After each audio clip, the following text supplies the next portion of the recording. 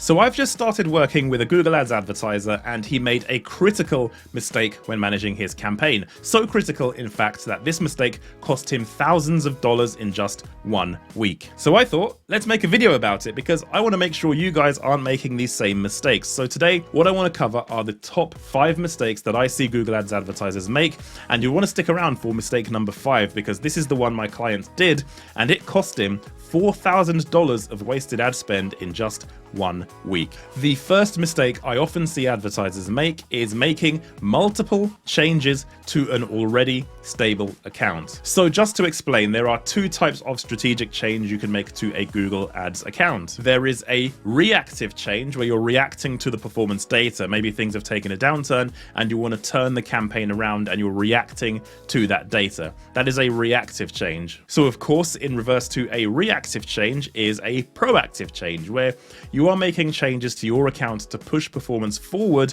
in order to see if there are any incremental gains that can be made in performance. So it's much more of a positive change than reacting to bad data. So just to be clear, when it comes to reactive changes, it's actually okay to make multiple changes at once in a Google Ads account. If you're starting to see unbelievably poor traffic quality in your search terms report, yes, you want to add a bunch of negative keywords to stop that bad traffic from occurring if that's a trend in your account.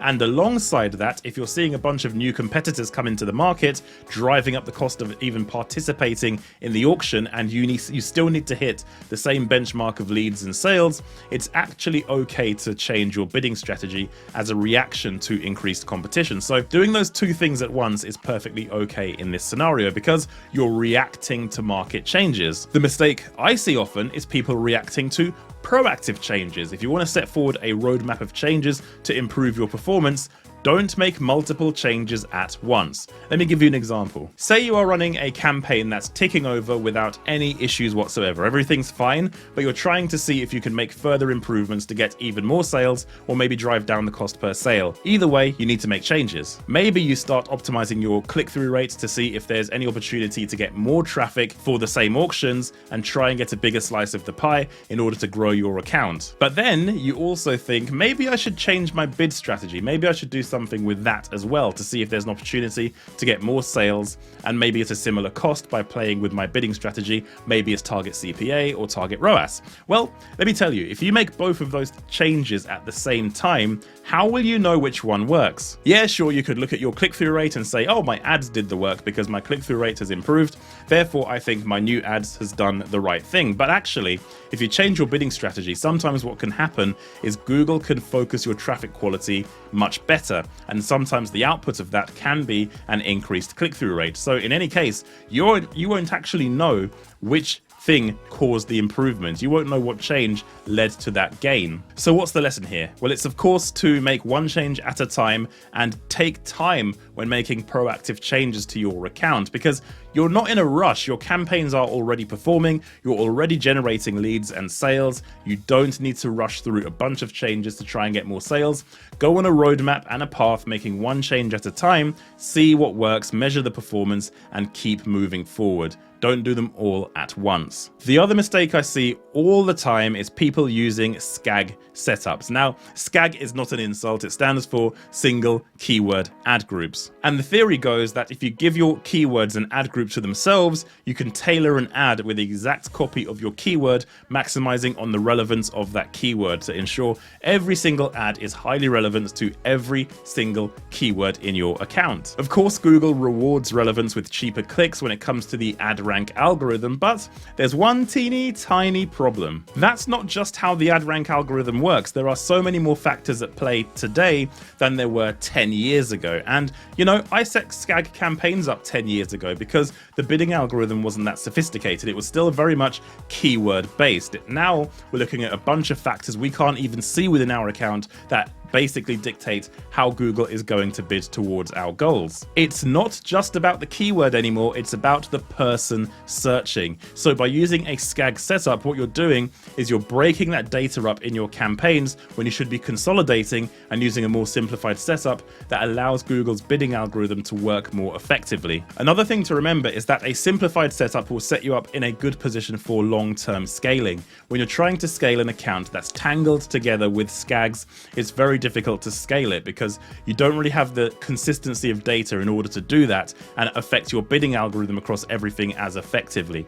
So I would always say it's not 2015. Forget the 10-year-old bidding strategies, and basically, to me, SKAGs are obsolete. Don't do it. And while we're on the subject of modernizing your Google Ads strategy, the next thing I see advertisers get wrong is they fear broad match. Yes, I know broad match is a contentious subject, and with good reason. There are a lot of brands and businesses out there who have tried to use broad match and have basically wasted their money because of irrelevant traffic. But hear me out for 1 second. So yes, if your campaign is narrow in scope, then broad match probably isn't for you. If you're a pest control business in Newcastle, there are only so many ways people can search for that specific service, and you don't have the breadth of keywords density in order to maximize the effect of broad match. However, if you're running a large campaign, maybe even a national campaign where you have a wide range of services and products with various routes that people can take to search for what you do, then you should consider testing broad match. So the mistake here is actually people often go the other way. They often tighten campaigns up,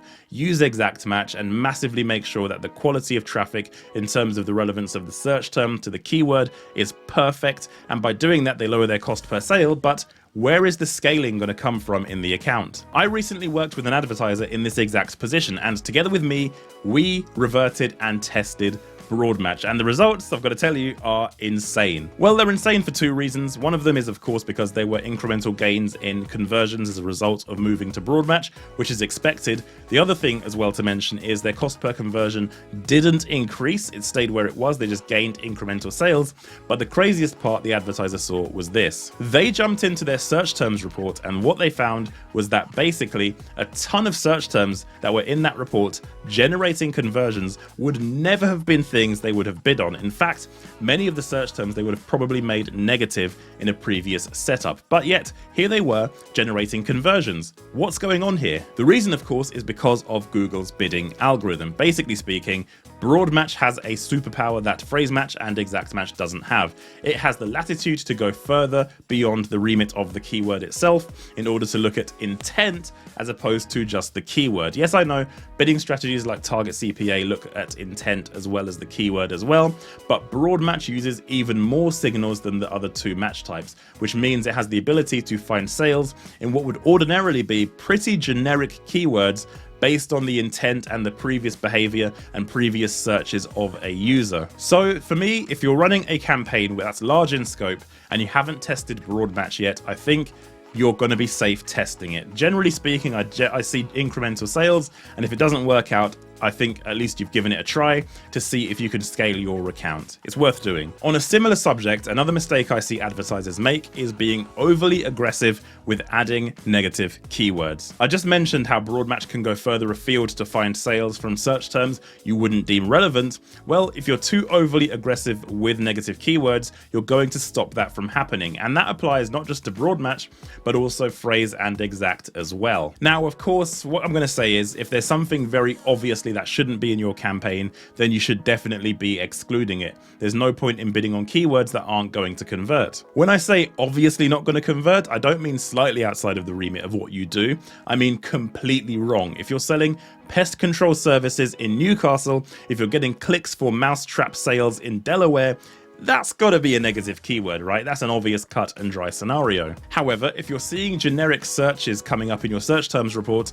that are linked to what you do but not exactly what you do, then I would hold back just a second, especially if they are based on impressions and not clicks. If you're getting 1 or 2 impressions for a search term that could be long-term potentially relevant, give it more time. Wait till you gather the data to prove that is a bad keyword. Worst case scenario, you're going to waste a little bit of budget finding out whether or not you can actually keep the campaign expanded and try and find more sales from search terms that are linked but not exactly what you do.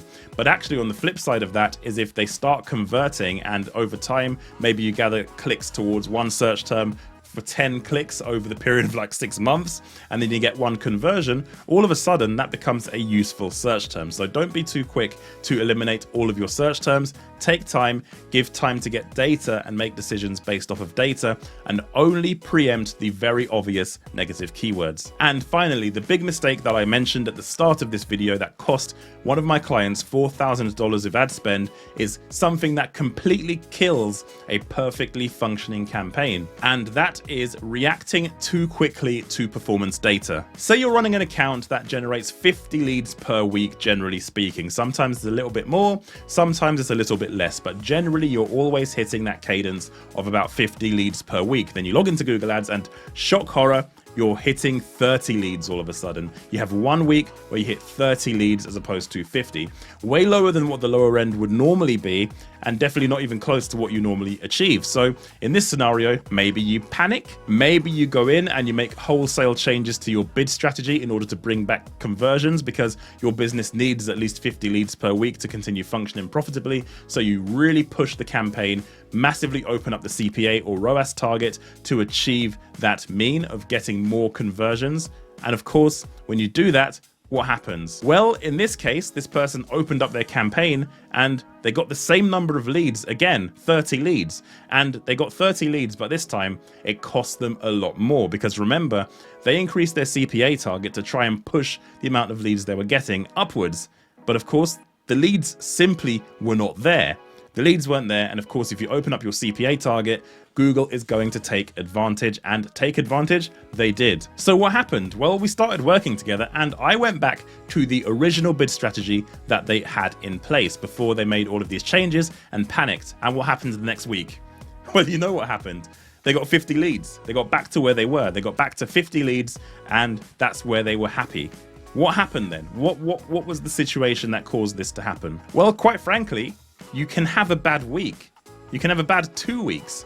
Basically, don't overreact to when data dips, because sometimes there are factors outside of what we can see or observe immediately that can negatively impact campaign performance. For example, in the UK here, there is a deadline for submitting a personal tax return of the 31st of January. I've seen in a lot of accounts I manage, and particularly in the B2B accounts, that this deadline had a negative impact on performance that week. I'm guessing a bunch of directors were trying to get this submission done, and they didn't really want to buy anything to do with their business. So in the B2B space, it caused a big slowdown. But my reaction to that slowdown wasn't to go, oh my God, we need to continue pushing up sales. Let's change the CPA target. Let's make a bunch of changes. No, I just held. And then the next week, things are back to normal. So making changes too quickly can cause major issues to a campaign. When you're making major changes to bidding strategies, you need more data. If you're seeing a performance trend downwards over time, over weeks and weeks, then you can start thinking, okay, let's see what we can do to turn things around. So after 1 week passes with a dip, you go, okay, maybe there's an issue. 2 weeks, okay, maybe. Week 3, okay, maybe we need to start taking action. And of course, when you get to a month, maybe you review at the end of that month what can happen. Also look back at your seasonality as well, because sometimes you forget what happens in your business from a seasonal perspective, and it's important to recircle back to previous years to see if similar trends have occurred. But this is the biggest mistake I see in Google Ads: people reacting too quickly and making too many changes based on very short bursts of data. Don't fall for the trap. Hold your nerve and just believe that things could improve, and give your campaign time to recover. Thank you guys so much for watching. Let me know in the comments if you have made any of these mistakes, or maybe you disagree with me. Maybe you are team SKAG till you die and you want to tell me off. Well, feel free to do so in the comments. Like this video if you like it. Don't forget to subscribe. Don't forget to head to darren-taylor.com if you need help with your Google Ads campaigns, and I'll see you guys on my next video.